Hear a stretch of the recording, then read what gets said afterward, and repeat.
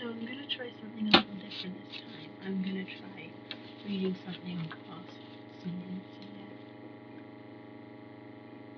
This is from Thinking Fast and Slow by Daniel Kahneman. The effect heuristic. The dominance of conclusions over arguments is most pronounced where emotions are involved. The psychologist Paul Slovic has proposed an effect heuristic in which people let their likes and dislikes determine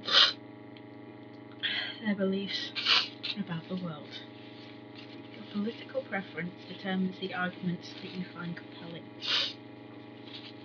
If you like the current health policy, you believe its benefits are substantial and its costs are manageable. If you are a hawk in your attitude towards other nations, you probably think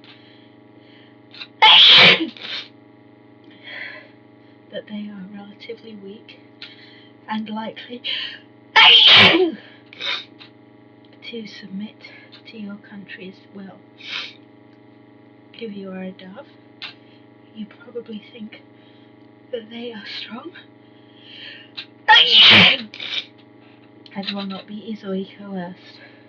Your emotional attitude to such things as irradiated food, red meat, nuclear power, tattoos, or motorcycles drives your beliefs about their benefits and their risks.